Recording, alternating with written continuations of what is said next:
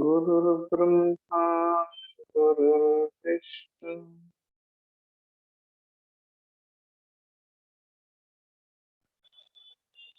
गुरुर्देवो महेश्वरः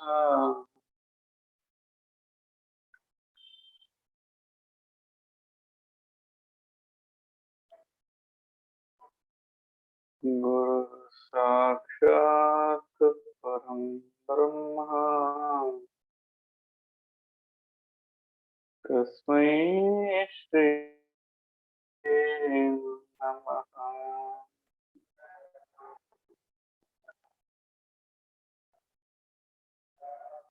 अखण्डानन्दरूपाय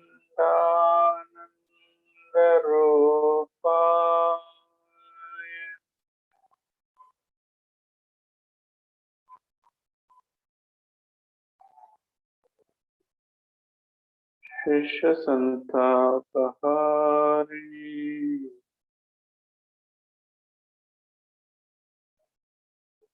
पूर्णानन्दबोधाय श्रीसद्गुरुवे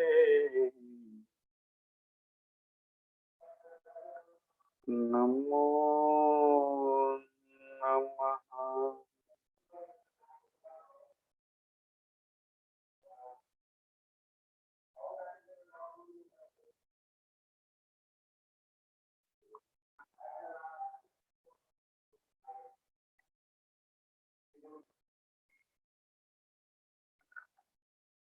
ಆತ್ಮಬಂಧುಗಳಿಗೆಲ್ಲ ಸ್ವಾಗತ ಸುಸ್ವಾಗತ.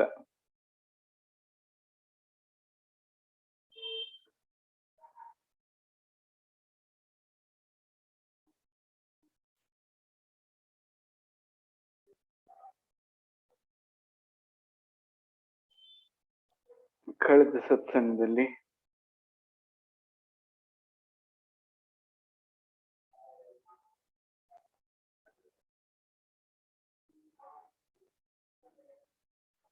ಗ್ರಹಣೆಗೆ ಬೇಕಾಗಿರುವಂತ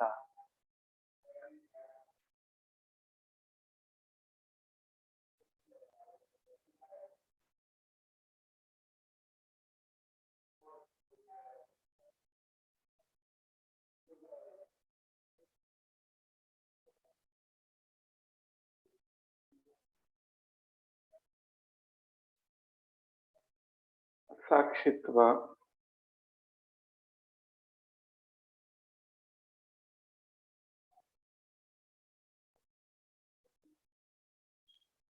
ಗಮನಿಸುವಂತ ಸಾಮರ್ಥ್ಯ, ಗ್ರಹಿಸುವಂತ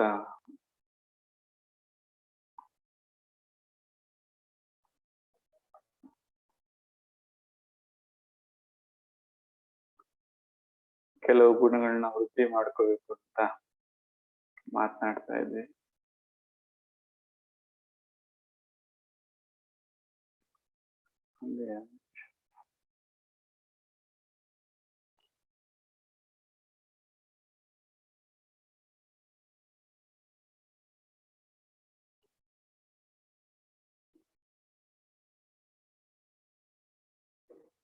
ಸ್ವಲ್ಪ ಹೊರಗಡೆ ಸುತ್ತೀನಿ.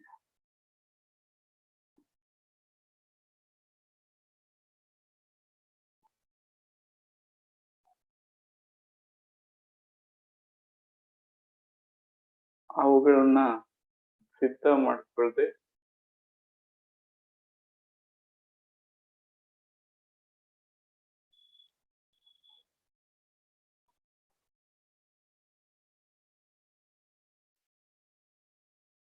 ಮುಂದುವರಿಯೋದಕ್ಕೆ ಬಹಳ ಕಷ್ಟ ಆಗುತ್ತೆ. ಸರಿ, ಅವುಗಳ ಒಂದು ಕಿರುಪರಿಚಯ ಆಯಿತು.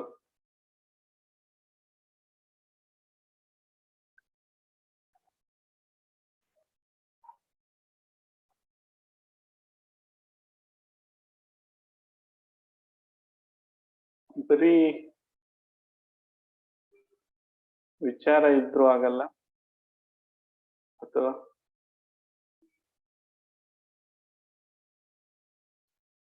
ಅನುಭವವನ್ನ ಒಂದು ತೀಕ್ಷ್ಣವಾದ ಮಂಥನಕ್ಕೊಳಪಡಿಸ್ಲಿಲ್ಲ ಅಂದ್ರೆ ಅಲ್ಲಿ ಬೇಕಾದದನ್ನ ನಾವು ಗ್ರಹಿಸಿ ಅದನ್ನ ಸ್ಥಿರ ಮಾಡ್ಕೊಳ್ಳೋದಕ್ಕೂ ಸಾಧ್ಯ ಆಗಲ್ಲ. ಅದರಿಂದ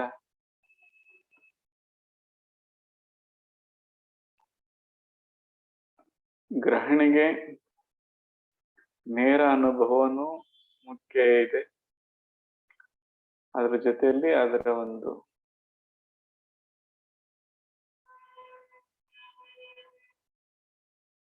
ವಿಚಾರ ಮಂಥನ ಅದು ಕೂಡ ಅಷ್ಟೇ ಮುಖ್ಯವಾಗಿದೆ. ಇದೆರಡನ್ನ ಜೊತೆಯಲ್ಲಿ ತಗೊಂಡು ಹೋಗ್ಬೇಕು.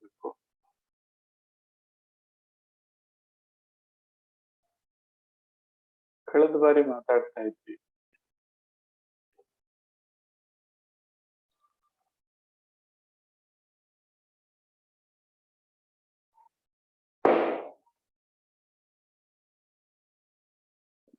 ಪಾಪ ಅದು ಕೆಳಗ್ ಬಿತ್ತು.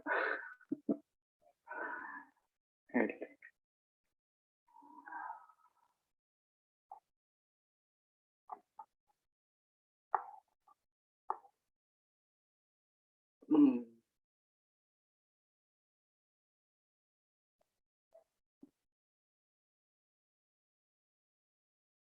ಆಂದೋಲನಕ್ಕೆ ಒಳಪಟ್ಟಂತ ಅಥವಾ ಆಂದೋಲನದಿಂದ ಅಪಹರಣಕ್ಕೆ ಒಳಗಾದಂತ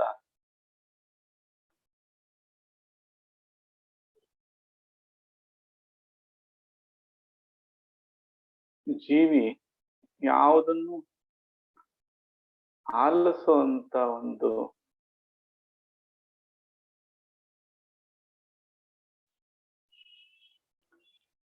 ಸಾಮರ್ಥ್ಯನ ಕಳ್ಕೊತಾನೆ, ಅದರಿಂದ ವಂಚಿತನಾಗ್ತಾನೆ. ಏನಾಗಿದೆ ಅನ್ನೋ ಪ್ರಜ್ಞೆನೇ ಹೇಳ್ತೀರಾ, ಆ ಗುಣವೇ ತಾನಾಗಿ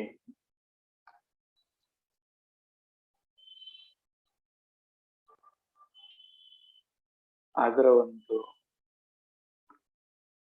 ಪ್ರಭಾವಕ್ಕೊಳಗಾಗಿ ಗ್ರಹಣೆ ಅಂತಕ್ಕಂಥದ್ದು ಶೂನ್ಯವಾಗಿ ಹೋಗ್ತದೆ. ಅದರಿಂದ ಅದು ಮದಗಳಾಗಿ 8 ವಿಧವಾದ ಮದಗಳಾಗಿ ಅಪಹರಣ ಮಾಡಬಹುದು, ಇಂದ್ರಿಯ ವಸ್ತುಗಳಾಗಿ ಅಪಹರಣ ಮಾಡಬಹುದು, ವ್ಯಸನಗಳಾಗಿ ಅದನ್ನ ಅಪಹರಣ ಮಾಡಬಹುದು, ಷಡ್ವರ್ಗಗಳಂತ ಏನ್ ಕರಿತೀವಿ, ಹೀಗೆ ನಾನಾ ತರದ ಅಪಹರಣಕಾರರಾಗಿ ಇದನ್ನ ಅಪಹರಿಸ್ತದೆ. ಆಲಿಸುವಂತ ಗುಣನ ಸಂಪೂರ್ಣವಾಗಿ ಕಳ್ಕೊತದೆ.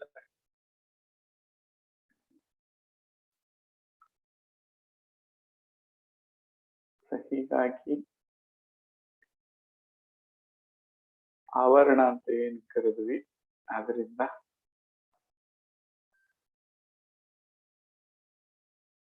ಅಪಹರಿಸಲ್ಪಟ್ಟಿದ್ದೀವಿ ಅನ್ನೋ ಪ್ರಜ್ಞೆ ಮೊದಲು ಬಂದ್ರೆ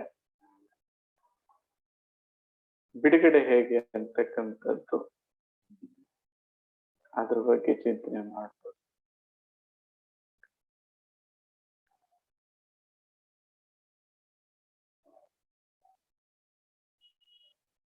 ಆ ಬಿಡುಗಡೆಗೆ ನಾನಾ ತಂತ್ರಗಳು.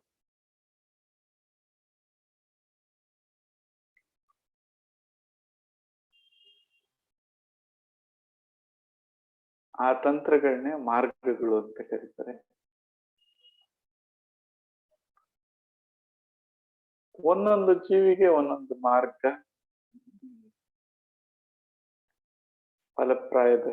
ಫಲಪ್ರದವಾಗಿರ್ತದೆ, ಅಂದ್ರೆ ರಿಸಲ್ಟ್ಸ್ ಕೊಡ್ತದೆ. ಆದ್ರೆ ಇದೇ ಮಾರ್ಗ ಅಂತಾಗ್ಲಿ ಅಥವಾ ಇದೇ ಮಾರ್ಗದಲ್ಲಿ ಹೋಗ್ಬೇಕು ಅಂತ ಆಗ್ಲಿ ಇಲ್ಲ. ಯಾರ್ಯಾರಿಗೆ ಯಾವ್ಯಾವ ಮಾರ್ಗನೋ ಆ ಮಾರ್ಗಗಳು.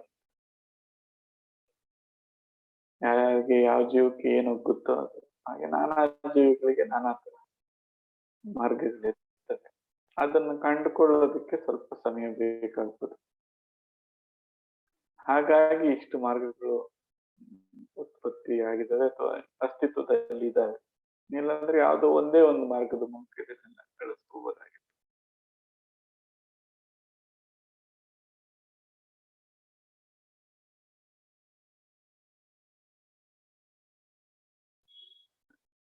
ಜೀವಿಗೆ ಅಜ್ಞಾನ, ಅತೃಪ್ತಿ, ಆವರಣ ಈ ಗುಣಗಳು ಉದಯದಿಂದನೇ ಬಳುವಳಿಯಾಗಿ ಬಂದಿರ್ತವೆ.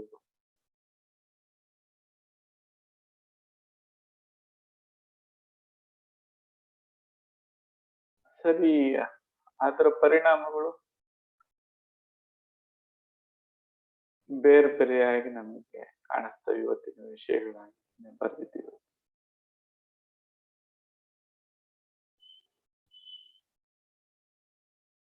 ಇದರಲ್ಲಿ ಮುಖ್ಯ ಜಾಸ್ತಿ ತೊಂದರೆ ಕೊಡುವಂಥದ್ದು ಸ್ವಪ್ರೇಮ ಅಂತನೋ ಅಥವಾ ಅಹಂಕಾರ ಅಂತ.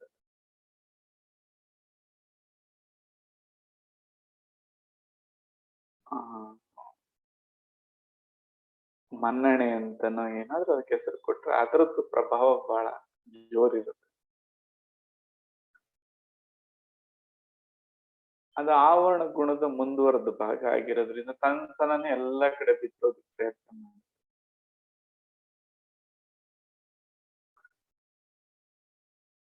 ತನ್ನಂತೆ ಇತರರು ಇರ್ಬೇಕು ಅಂತಕ್ಕಂತ ಒಂದೇ ಒಂದು ಚಿಂತನೆ ಇದರಲ್ಲಿ ಇದ್ದಿದ್ರೆ ಇಷ್ಟೊಂದು ಭಿನ್ನಾಭಿಪ್ರಾಯಗಳಿಗೆ ಒಂದು ವಿರಾಮ ಕೊಡ್ಬೋದಾಗಿತ್ತು, ಪೂರ್ಣ ವಿರಾಮ ಹಾಕ್ಬೋದಾಗಿತ್ತು. ಅದರಿಂದ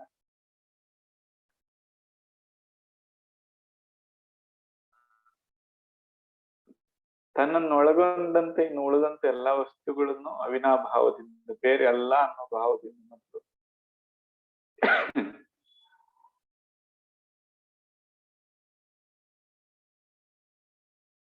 ಮಂದಟ್ಟು ಮಾಡಿಕೊಂಡು ಸ್ವೀಕರಿಸಿ ಅಲ್ಲಿಂದ ನಮ್ಮ ಪ್ರಯಾಣನ ಮುಂದುವರಿಸ್ಬೇಕು. ಎಲ್ಲ ವಸ್ತು ಮತ್ತು ವ್ಯಕ್ತಿಗಳನ್ನ ನಮಗೆಷ್ಟು ಆದ್ಯತೆ ಕೊಟ್ಟು ಗೌರವ ಅಥವಾ ಇದರ ಇರುವಿಕೆ ಎಷ್ಟು ಮುಖ್ಯ ಅನ್ಸುತ್ತೋ ಹಾಗೆ ಎಲ್ಲ ವಸ್ತು ವ್ಯಕ್ತಿಗಳು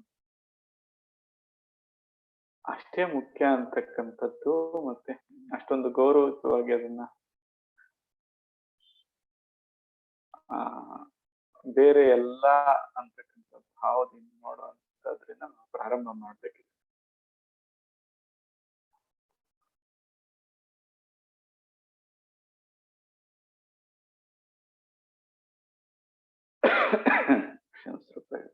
ಬರ್ತಾ ಇದೆ.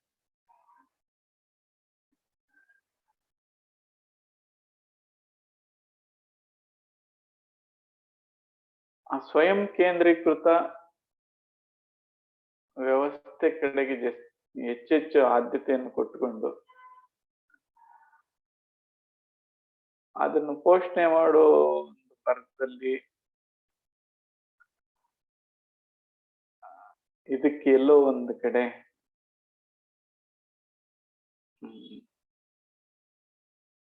ತನ್ನ ಅಸ್ತಿತ್ವಕ್ಕೆ ಕುತ್ತು ಬರ್ತದನೋ,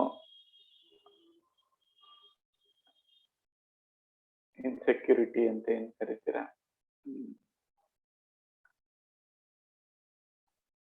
ಅದನ್ನ ಹೋಗ್ಲಾಡಿಸ್ಕೊಳ್ಳೋದಕ್ಕೆ ತನಗೆ ತಿಳಿದೇನೋ ನಾನಾ ತರದ ಒಂದು ಗುಂಪುಗಾರಿಕೆಯನ್ನು ಮಾಡಿಕೊಂಡು ಅಥವಾ ಸುಪ್ರೀಂವನ್ನು ಬೆಳೆಸ್ಕೊಂಡು ಇಲ್ಲದ ಗೊಂದಲಗಳ ಕಡೆ ಹೋಗುವಂತ ಎಲ್ಲ ಸಾಧ್ಯತೆಗಳಿರ್ತದೆ.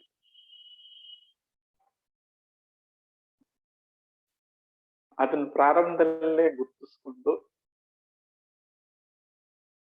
ಇದೊಂದು ವಿಶ್ವ ಕುಟುಂಬ, ಇಡೀ ಸಮಷ್ಟಿಯು ಸೇರಿದ್ರೆ ಇದು ಜಗತ್ತು ಅಂತಕ್ಕಂಥದ್ರ ವಾಸ್ತವವನ್ನು ಇದಕ್ಕೆ ಮುಂದಕ್ಕೆ ಮಾಡ್ಕೊಳ್ತಾ ನಾವು ಈ ವಿದ್ಯೆಯನ್ನು ಪ್ರಾರಂಭ ಮಾಡ್ಕೊಳ್ತೀವಿ. ಎಲ್ಲಾ ಈ ವಿದ್ಯೆಗಳು ಆಂದೋಲನಗಳನ್ನ ಕಡಿಮೆ ಮಾಡುವತ್ತ ಸಹಾಯ ಮಾಡುವಂತವೇ ಆಗಿವೆ. ಹಾಗೆ ಯಾವೆಲ್ಲ ಸಹಾಯ ಮಾಡೋದಕ್ಕೆ ಪೂರಕವಾಗಿದ್ದವೋ ಅವೆಲ್ಲನೂ ಮಾರ್ಗಗಳೇ.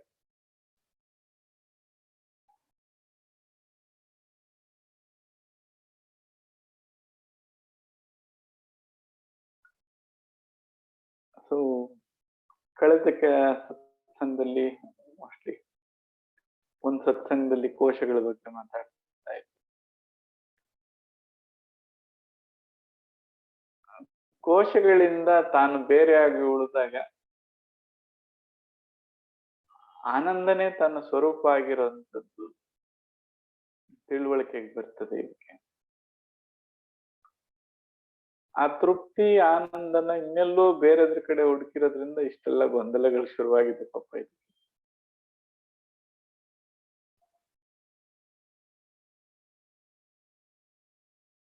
ಏನೋ ಒಂದು ಅಂದ್ಕೊಂಡ್ಬಿಟ್ಟು ಅಸ್ಯೂಮ್ ಮಾಡ್ಕೊಂಡು ಅದನ್ನ ಹುಡ್ಕೋದಿಕ್ಕೆ ಹೊರಟಿದೆ. ಆನಂದದ ಹುಡುಕಾಟದಲ್ಲಿದೆ.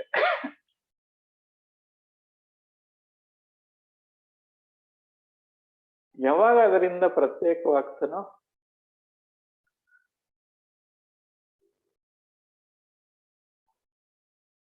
ಆ ಆನಂದಕ್ಕಾಗಿ ಮತ್ತೇನೋ ವಸ್ತುಗಳ ಅವಶ್ಯಕತೆ ಇಲ್ಲ, ಅವಲಂಬನೆ ಇಲ್ಲ, ನಿರಾವಲಂಬನೆಯಾಗಿ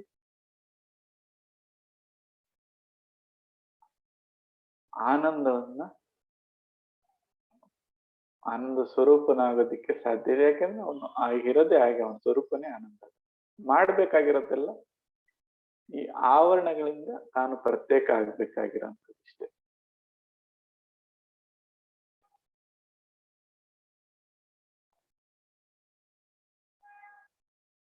ಆದ್ರಿಂದ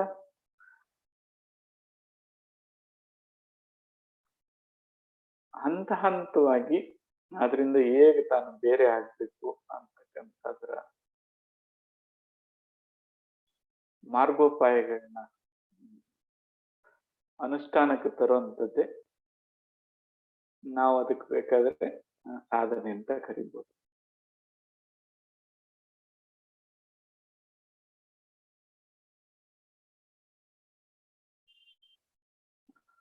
ಅದು ಒಂದು ಇದೇ ಊಟ ಮಾಡಿದ್ರೆ ಮಾತ್ರ ಹೊಟ್ಟೆ ತುಂಬುತ್ತೆ ಅಂತಲ್ಲ, ಅದಕ್ಕೆ ನಾನಾ ಮಾರ್ಗಗಳಿದ್ದಾವೆ. ಆ ಮಾರ್ಗಗಳ ಮೇಲಿನ ಪ್ರೇಮದಿಂದ ಇದೇ ಶ್ರೇಷ್ಠ ಇದು ಕನಿಷ್ಠ ಅಂತ ಸಾಕಷ್ಟು ಪಂಥಗಳು, ವ್ಯಕ್ತಿಗಳು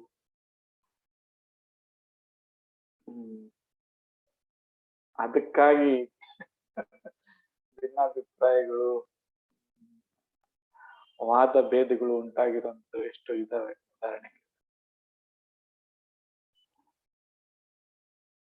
ವ್ಯಕ್ತಿಗೆ ಬೇರೆ ಬೇರೆ ರೀತಿಯಾಗಿ ಹೇಗೆ ಮಗುಗೆ ಹಾಲಿನ ಅವಶ್ಯಕತೆ ಇದೆಯೋ, ಅದು ಬೆಳವಣಿಗೆ ಆದಾಗೆಲ್ಲ ಬೇರೆ ಬೇರೆ ತರದ ಆಹಾರದ ಅಗತ್ಯ ಇದೆ. ಹಾಗೆ ಪ್ರತಿ ವ್ಯಕ್ತಿಗೂ ಬೇರೆ ಬೇರೆ ತರದ ಒಂದು ಮಾರ್ಗಗಳ ಅವಶ್ಯಕತೆ ಇರ್ತದೆ. ತನಗೊಗ್ಗದಂತ ಮಾರ್ಗನೇ ಎಲ್ಲರಿಗೂ ಅದ ಅನ್ವಯಿಸ್ಬೇಕು ಅಂತಿಲ್ಲ. ಅದರಿಂದ ಆ ವಿಚಾರವಾಗಿ ದಯಮಾಡಿ ತಮ್ಮ ಭಿನ್ನಾಭಿಪ್ರಾಯಗಳು ಏನೇ ಇದ್ರು ಇದು ನನಗೊಗ್ಗದಂತ ಮಾರ್ಗ ಅಂತ ಅದನ್ನ ನಿಮಗೆ ಇಟ್ಕೊಳ್ಳಿ. ನಿಮಗಾದಂತ ಮಾರ್ಗ ಇನ್ನೊಬ್ರಿಗೆ ಆಗ್ಲೇಬೇಕು ಅಂತ ಇಲ್ಲ, ಅಥವಾ ಬೇರೆಯವ್ರ ಮಾರ್ಗ ನಿಮಗೂ ಹೋಗುತ್ತೆ ಅಂತನಿಲ್ಲ. ಯಾರಾದ್ರೂ ಜೀವಂತ ಗುರುಗಳ ಸಹಾಯದಿಂದ ತನಗೊಗ್ಗುವಂತ ಮಾರ್ಗನ ಪಡ್ಕೊಂಡು ಎಲ್ಲಿತನ ಬೆಳವಣಿಗೆ ಅಲ್ಲಿಂದ ಮುಂದೋಗುವಂಥದ್ದು ಜಾಣತನ. ಆ ನಿಟ್ಟಿನಲ್ಲಿ ಇದುವರೆಗೂ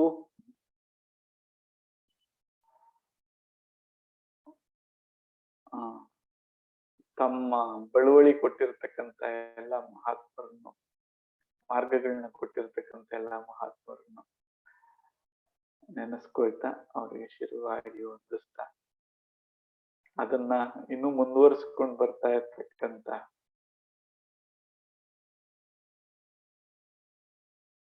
ಜೀವಂತ ಹ್ಮ್, ಮಾರ್ಗದರ್ಶಕರು ಅಂತ ಬೇಕಾದ್ರೆ ಕರಿಬಹುದು ಅವ್ರನ್ನ. ಅದನ್ನ ಯಾರ್ಯಾರು ಅದನ್ನ ಮುಂದುವರ್ಸ್ಕೊಂಡು ಮುಂದೆ ತಗೊಂಡ್ಬರ್ತಾ ಇದಾರೋ ಅವರೆಲ್ಲಾ ಮಾರ್ಗದರ್ಶಕರೇ, ಜೀವಂತ ಮಾರ್ಗದರ್ಶಕರು. ಆ ಜೀವಂತ ಮಾರ್ಗಗಳು ಅಂದ್ರೂ ತಪ್ಪಿಲ್ಲ ಅವುಗಳು. ಅಂತ ಎಲ್ಲಾ ಜೀವಗಳನ್ನು ಗೌರವಿಸ್ತಾ ಅವ್ರ ಮಾರ್ಗಗಳನ್ನ ಗೌರವಿಸ್ತಾ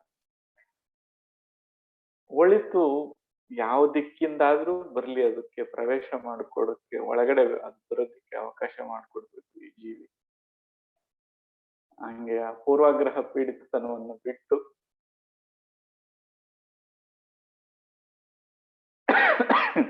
ಆ ಒಳಿತು ಎಲ್ಲಾ ದಿಕ್ಕಿಂದನೂ ಪ್ರವೇಶಿಸ್ಲಪ್ಪ ಅಂತ ಕೇಳ್ಕೊಳ್ತಾ ಅವಕಾಶ ಮಾಡಿಕೊಟ್ಟಿದ್ದೆ ಆದ್ರೆ ಹಲವಷ್ಟು ಬಾರಿ ಹೇಳ್ತಾ ಇದ್ದೆ, ಒಂದು ಸಣ್ಣ ದೀಪ ಬೆಳಕನ್ನೇ ಇದು ಮಹತ್ತರವಾದ ಬೆಳಕು ಅನ್ಕೊಂಡಿದ್ವಿ. ಆದ್ರೆ ಇದಕ್ಕಿನ್ನ ವಿಶೇಷವಾಗಿರೋದಿದೆ ಅಂದ್ರೆ ಸೂರ್ಯನ ಬೆಳಕೆ ನಮ್ಗೆ ಕಾಣ್ಬೋದು. ಬಾವಿಯಲ್ಲಿದ್ದಂತ ಕಪ್ಪೆ ಅದರಿಂದ ಹೊರಗಡೆ ಬಂದ್ರೆ ಇಡೀ ಸಮುದ್ರವನ್ನೇ ಅನುಭವಿಸುವಂತ ಅದನ್ನ ಒಂದು ಅವಕಾಶನ ಸಿಗ್ಬೋದು. ಇದಿಷ್ಟೇ ಅಂತ ನಿರ್ಣಯ ಮಾಡ್ಕೊಳ್ತೆ ಅದಕ್ಕೆ ಅವಕಾಶ ಕೊಡ್ಬೇಕು ಅಂತ ಎಲ್ಲರನ್ನು ಪ್ರಾರ್ಥಿಸ್ತಾ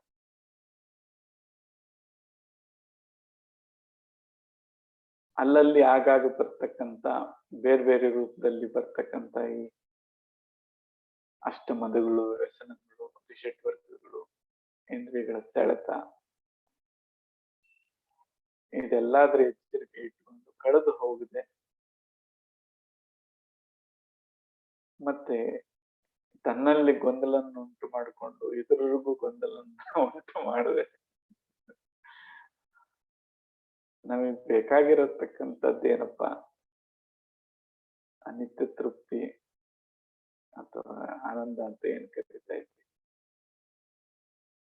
ಅದನ್ನ ಪಡ್ಕೊಳ್ಳೋದ್ರ ಕಡೆ ಅಥವಾ ಅದನ್ನ ಅನುಭವಿಸೋದ್ರ ಕಡೆ ಆದ್ಯತೆಯನ್ನು ಕೊಡ್ತಾ ನಮ್ಮ ಪ್ರಯಾಣನ ಮುಂದುವರಿಸ್ಬೇಕು. ಗುರುವೆ.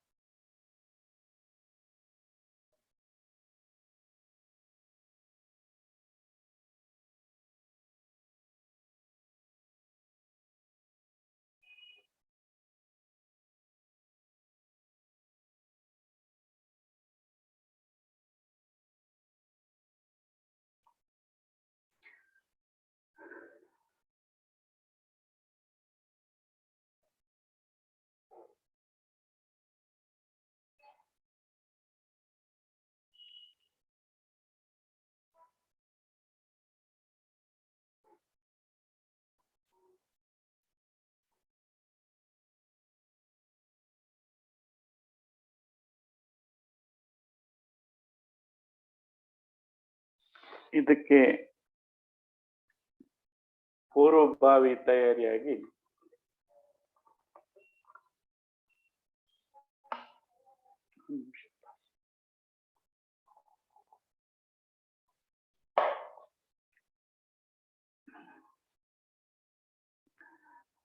ಸ್ವಲ್ಪ ಈ ಅನ್ನಮಯ ಶರೀರವನ್ನ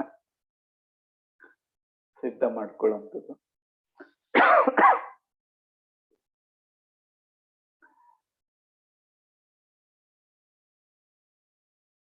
ಇದರ ಸಹಕಾರ ಸ್ವಲ್ಪ ಬೇಕಾಗುತ್ತೆ.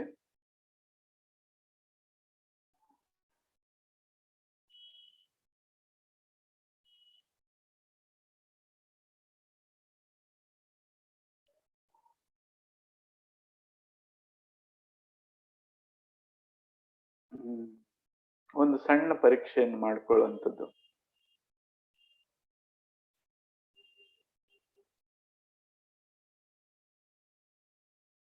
ಯಾರು ನಿದ್ರೆಗೆ ತೆರಳಿದಿರೋ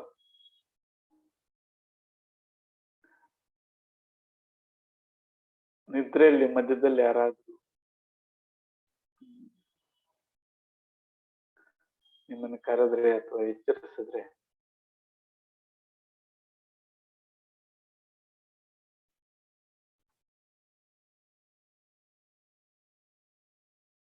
ಎದ್ದಾಗ ಈ ಕಣ್ಣುಗಳು ತೀರ ಸೆಳೆತ ಇಲ್ಲದೆ ನಿಚ್ಚಳವಾಗಿ ಅಂತ ಏನು ಕರಿತಿರೋ ಅಥವಾ ತಿಳಿಯಾಗಿ ಇರುವಂತ ಕಣ್ಣುಗಳಿಗೆ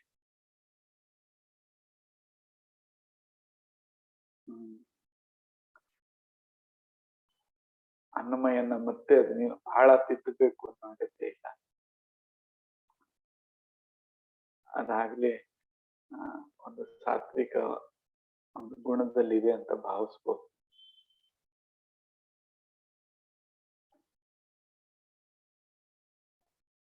ಯಾರಿಗೆ ಕಣ್ಣು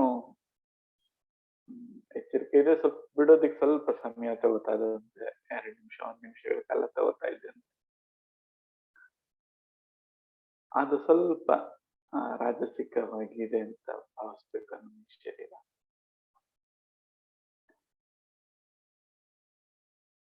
ಯಾರನ್ನ ಎಬ್ಬರಿಸ್ಲಿಕ್ಕೆ ಬಹಳ ಕಷ್ಟ ಆಗುತ್ತೋ, ಬೇರೆಯವ್ರು ಎಷ್ಟು ಕಷ್ಟಪಟ್ಟರು ಅವ್ರು ಎದ್ದೇಳಕ್ ಆಗೋದಿಲ್ವ, ಶಕ್ತಿಗಳಾಗಲಿ ಆ ಸೆಳೆತ ಬಹಳ ಇದೆಯೋ ಅದು ತಾಮಸಿಕ ಗುಣದಿಂದ ಬಹಳ ಪ್ರಭಾವಿತವಾಗಿದೆ ಅಂತ ಭಾವಿಸ್ಕೊಂಡು ಅದನ್ನ ನಿಧಾನವಾಗಿ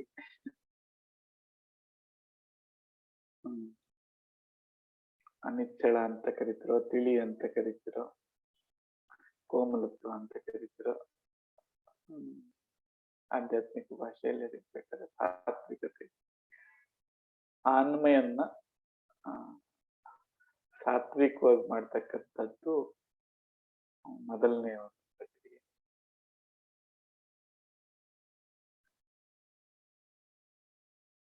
ಈ 3 ಲಕ್ಷಣಗಳೇನಿರುತ್ತೆ, ಎಚ್ಚರನೇ ಆಗೋದಿಕ್ ಸಾಧ್ಯ ಇಲ್ಲ ಅಂತಕ್ಕಂಥವ್ರು ಎಚ್ಚರ ಆದ್ರೆ 1-2 ನಿಮಿಷಗಳ ಕಾಲ ಪ್ರಯತ್ನ ಬೇಕು ಸಾಧಾರಣ ಸ್ಥಿತಿಗೆ ಬರೋದಕ್ಕೆ ಅಂತಕ್ಕಂಥವ್ರು,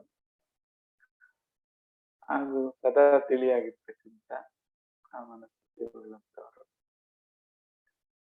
ಈ ಸದಾ ತಿಳಿಯಾಗುವಂತ ಒಂದು ಮನಸ್ಥಿತಿಗೆ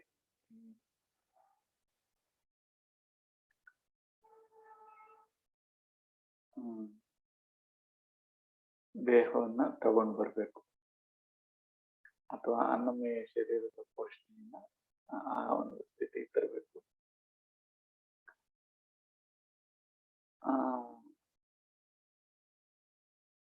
ಒಂದು ಸಣ್ಣ ಮಟ್ಟದ ಸುಳಿವು ಕೊಡ್ತೀವಿ. ಯಾರಿಗಾದ್ರೂ ಇದ್ರ ಬಗ್ಗೆ ಇನ್ನೂ ಹೆಚ್ಚಿನ ಮಾಹಿತಿ ಬೇಕಾದ್ರೆ ನಮ್ಗೆ ಸ್ವಲ್ಪ ಅದನ್ನ ಮೆಸೇಜ್ ಮಾಡಿ ಅವ್ರಿಗೆ ಪ್ರತ್ಯೇಕವಾದಂತ ಟ್ರೀಟ್ಮೆಂಟ್ ಅಂತ ಏನ್ ಕರಿತೀವಿ ಅಥವಾ ಮಾರ್ಗ ಆಹಾರ ಕೊಡೋಣ.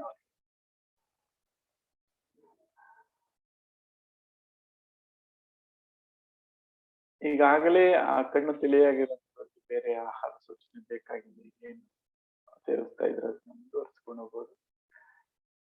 ಈ ಅನ್ನಮಯ ಕೋಶವನ್ನು ಸಾತ್ವಿಕವಾಗಿ ಮಾಡೋದಕ್ಕೆ ಪೂರಕವಾದಂತ ಒಂದು ಆಹಾರಗಳಂದ್ರೆ ನೇರವಾಗಿ ಸಿಹಿ ಆಗ್ತಕ್ಕಂತ ಹಣ್ಣುಗಳು, ಉದಾಹರಣೆ ಬಾಳೆಹಣ್ಣು ಇರ್ಬೋದು, ಪಪ್ಪಾಯ ಹಣ್ಣು ಇರ್ಬೋದು, ಸಪೋಟ ಹಣ್ಣು ಇರ್ಬೋದು, ಇವುಗಳು ನೇರವಾಗಿ ಸಿಹಿ ಆಗ್ತವೆ, ಇವುಗಳು ಸ್ವಲ್ಪ ಸಹಾಯ ಮಾಡ್ತವೆ.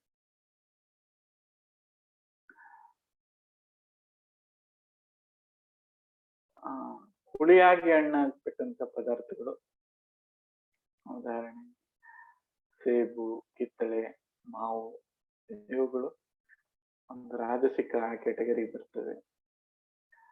ಸಾಧನಾ ಸಮಯದಲ್ಲಿ ಸ್ವಲ್ಪ ಇವುಗಳನ್ನ ಕಡಿಮೆ ಮಾಡಿ ಇದ್ರ ಕಡೆ ಆದ್ಯತೆ ಕೊಟ್ಕೊಂಡ್ರೆ ಕನಿಷ್ಠ ಈ ಸಾಧನಾ ಸಮಯದಲ್ಲಿ ತಾನು ಪ್ರತ್ಯೇಕವಾಗಿ ಮತ್ತು ಎಚ್ಚರವಾಗಿರೋದಕ್ಕೆ ಸಾಧ್ಯ ಆಗುತ್ತೆ ಗ್ರಹಿಸೋದಕ್ಕೆ.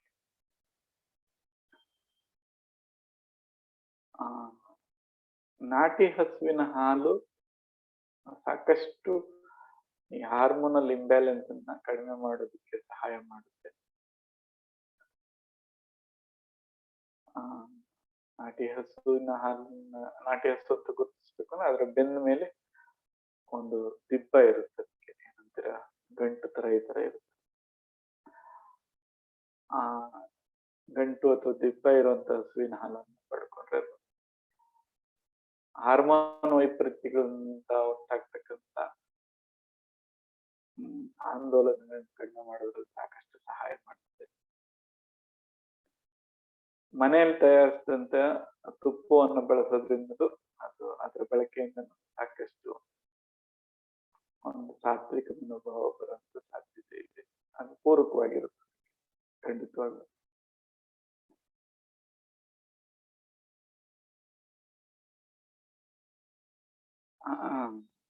ನೀರು ಮುಂದೆ ಅದು ಪ್ರಾಣಮಯ ಕೋಶಕ್ಕೆ ಪೂರಕವಾಗಿರ್ತದೆ. ಇಷ್ಟನ್ನ ಸಿದ್ಧ ಮಾಡಿಕೊಂಡ ಮೇಲೆ ಆಹಾರವನ್ನ ತಯಾರಿಸುವಂತವ್ರ ಮನಸ್ಥಿತಿನೂ ಅದನ್ನ ಬಳಸುವಂತವ್ರ ಮೇಲೆ ಎಷ್ಟೋ ಪರಿಣಾಮ ಬೀರುತ್ತೆ. ಅದರಿಂದ ಅಡಿಗೆ ಮನೆ ಸರಿ ಹೋಯ್ತು ಅಂದ್ರೆ ಎಲ್ರೂ ಮನಸ್ಥಿತಿನೂ ಸರಿ ಹೋಗುತ್ತೆ. ದಯಮಾಡಿ ಆಹಾರವನ್ನು ಸಿದ್ಧ ಮಾಡೋಂಥವ್ರು ಶಾಂತ ರೀತಿಯಿಂದ ಅದನ್ನು ಸಿದ್ಧ ಮಾಡಿದ್ರೆ ಮನೆಯಲ್ಲಿನ ಎಷ್ಟೋ ಆಂದೋಲನಗಳು ಅಲ್ಲೇ ಕಡಿಮೆ ಆಗ್ತದೆ. ಇದು ಇನ್ನೊಂದು ಸಣ್ಣ ವಿಡಿಯೋ ಈ ಅನ್ನಮಯ ಶರೀರಕ್ಕೆ ಸಂಬಂಧಪಟ್ಟ ಹಾಗೆ ಸಾಧ್ಯವಾದರೆ ಮಾಡೋದಕ್ಕೆ ಪ್ರಯತ್ನ ಮಾಡ್ತೀವಿ. ನೆಕ್ಸ್ಟ್ ಪ್ರಾಣಮಯ ಶರೀರಕ್ಕೆ ಸಂಬಂಧಪಟ್ಟಾಗ ಏನ್ ಮಾಡ್ಬೇಕು ಡಿಸ್ಕಸ್ ಮಾಡೋಣ.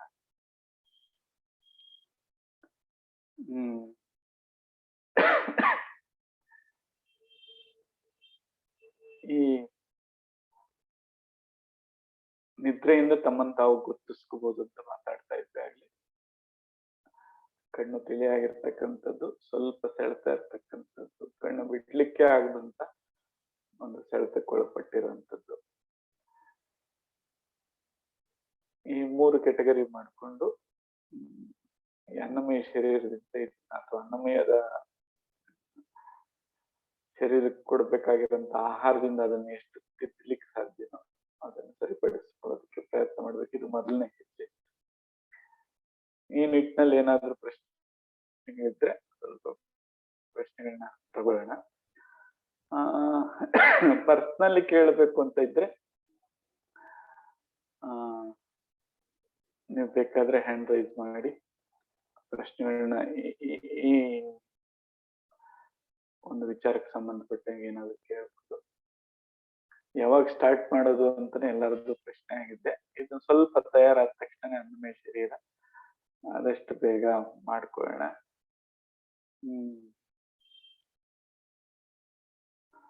ಲಾಸ್ಟ್ ಟೈಮ್ ಹೇಳ್ತಾ ಇದ್ವಿ 14ರಿಂದ ಕೆಳಗಡೆ ಇರುವಂತ ಮಕ್ಕಳು ಬೇಡ, BP ಇರುವಂತವ್ರು ಬೇಡ, ಗರ್ಭಿಣಿಯರು ಬೇಡ. ಇನ್ನೊಂದು ಇತ್ತೀಚೆಗೆ ಕಣ್ಣಿನ ಆಪರೇಷನ್ ಮಾಡ್ಕೊಂಡಿರೋಂಥವ್ರು ಈ ಒಂದು ಮಾರ್ಗ ಅಥವಾ ಈ ಒಂದು ಮೊದಲನೇ ಸತ್ಸಂಗದಲ್ಲಿ ಅವರು ಭಾಗವಹಿಸೋದು ಬೇಡ, ಅಂದ್ರೆ ಆ ಸಾಧನೆಯನ್ನು ಮಾಡೋದು ಬೇಡ. ಅವ್ರಿಗಾಗಿ ಪ್ರತ್ಯೇಕವಾದಂತ ಬೇರೆ ಸಾಧನೆಗಳನ್ನ ಅಥವಾ ಮಾರ್ಗಗಳನ್ನ ಕೊಡೋಣ. ಅವ್ರ ಏನಾದ್ರು ನಮ್ಗೆ ಈ ತರ ಇದೆ ಅಂತ ಹೇಳಿದ್ರೆ ಅವ್ರಿಗೆ ಒಂದು ಪ್ರತ್ಯೇಕವಾಗಿ ಇದನ್ನ ತಗೊಳ್ಳೋಂತ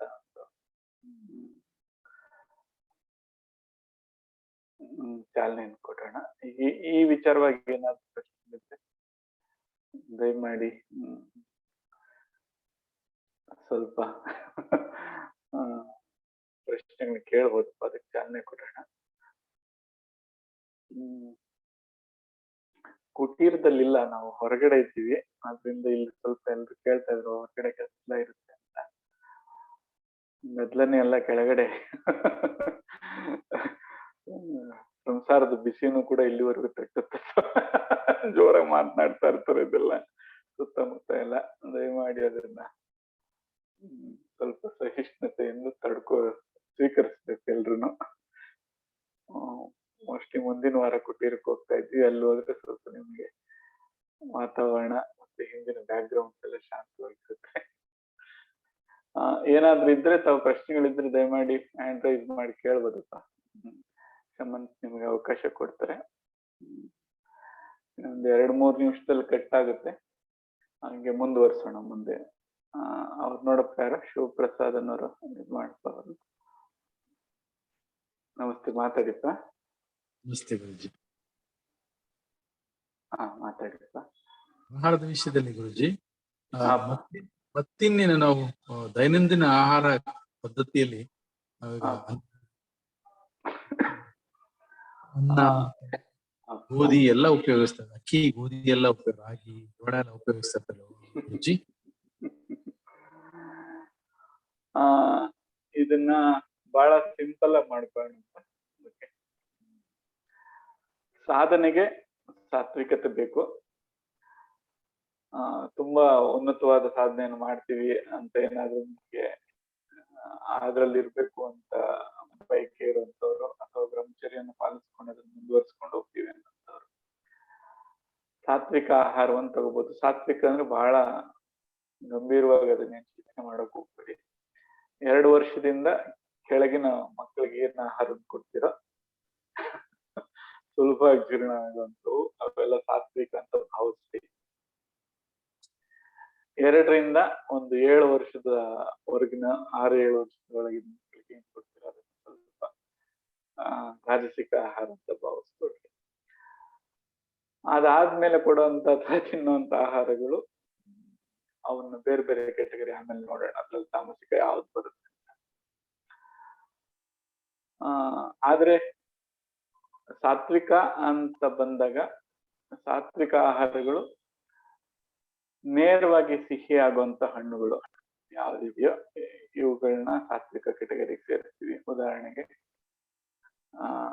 ಬಾಳೆಹಣ್ಣು, ಸಪೋಟ ಹಣ್ಣು, ಮತ್ತೇನ್ ಮಾತಾಡಿದ್ರಪ್ಪ, ಪಪ್ಪಾಯ ಹಣ್ಣು, ಇವು ಸಾತ್ವಿಕತೆಗೆ ಸಹಾಯ ಮಾಡ್ತವೆ. ಹುಳಿಯಾಗಿ ಸಿಹಿ ಆಗುವಂತ ಹಣ್ಣುಗಳು, ಮೊದಲು ಹುಳಿಯಾಗಿದ್ದು ನಂತರ ಸಿಹಿ ಆಗುವಂತ ಹಣ್ಣುಗಳು ರಾಜಸಿಕ ಒಂದು ಗುಣನ ಕೊಡ್ತಾ ಹೋಗು. ಇನ್ನೊಂದು ನಿಮಿಷದಲ್ಲಿ ಕಟ್ ಆಗ್ತಾ